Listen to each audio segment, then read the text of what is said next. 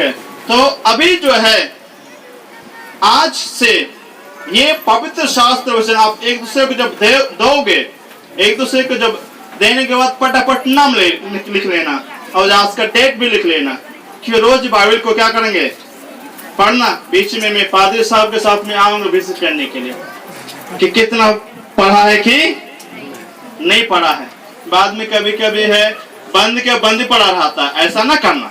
रोज पवित्र शास्त्र को पढ़ना और साथ में सुबह शाम प्रभु के साथ बैठकर प्रार्थना करना, ताकि आपका दाम्पत्य जीवन साथ साथ में आपका माता पिता भाई बहन आसपास का समाज में आप एक आदर्श पुरुष आदर्श स्त्री बनकर आदर्श दाम्पत्य बनकर जीवन बिताने के लिए 24 पद जो कहता है, इस कारण पुरुष अपने माता पिता को छोड़कर किसके साथ बना रहेगा? अपनी पत्नी के साथ बना रहेगा। जो माता पिता को छोड़ने के बाद है, मैं थोड़ा सा उसको करेक्शन करता हूँ। हालेलुया।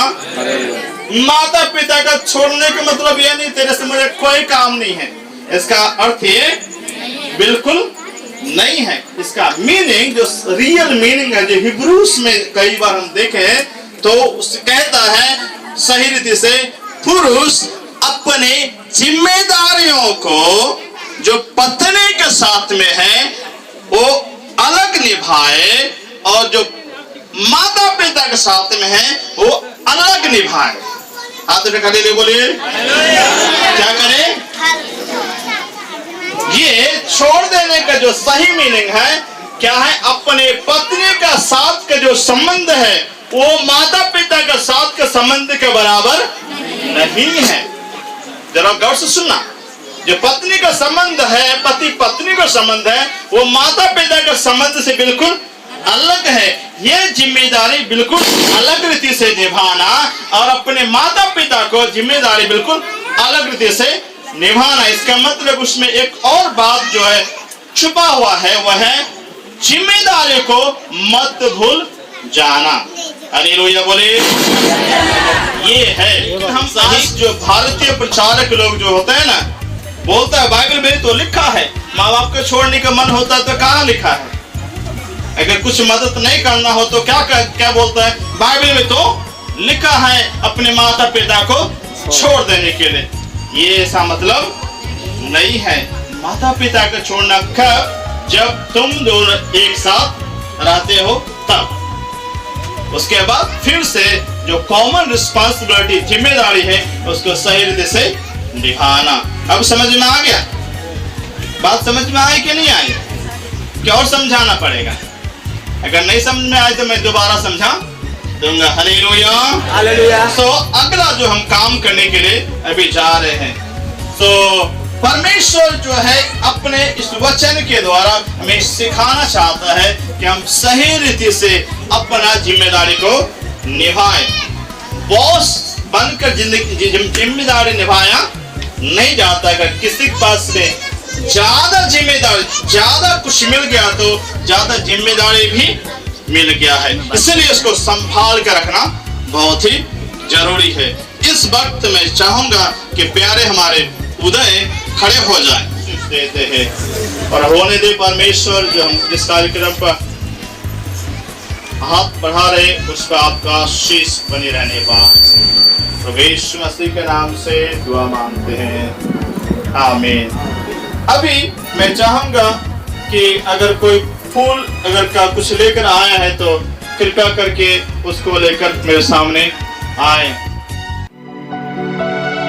जिनको खुदा ने जोड़ा है कभी उनको जुदा ना करना, कभी उनको जुदा ना करना।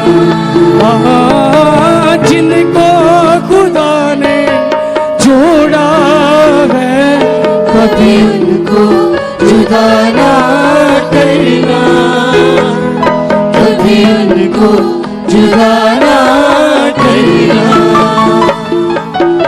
अनमोल घड़ियों की लड़ियों से उनको जुदा ना करना,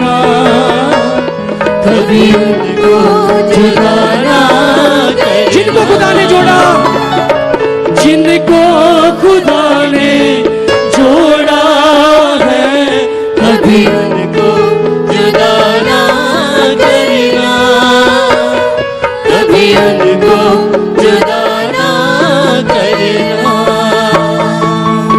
अनमोल घड़ियों की लड़ियों से उनको जुदा ना करना, कभी उनको जुदा ना करना।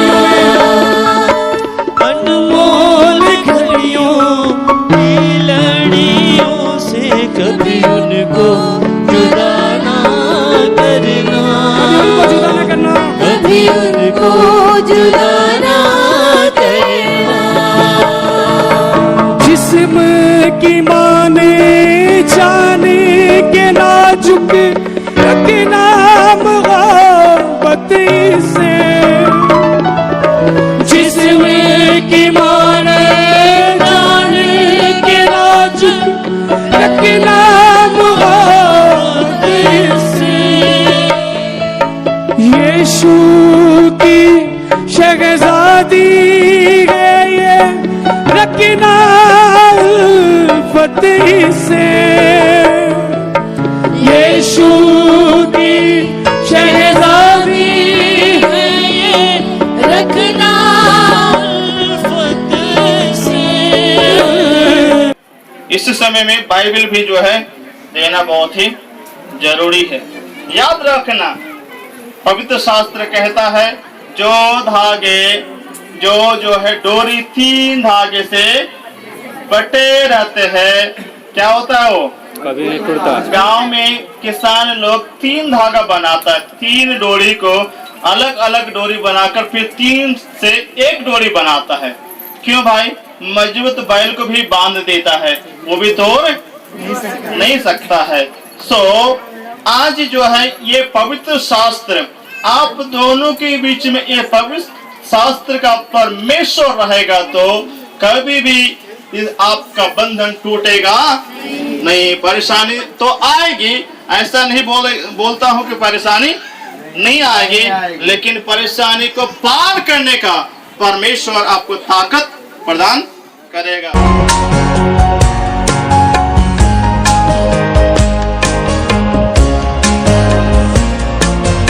अब से तुम दोनों का बंधन ऐसा है,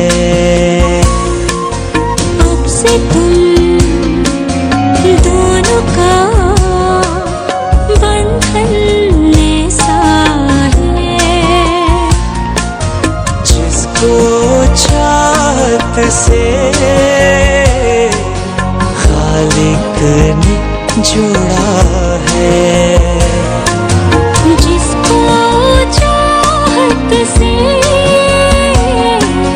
खालिक ने जोड़ा है। अब से तुम दोनों का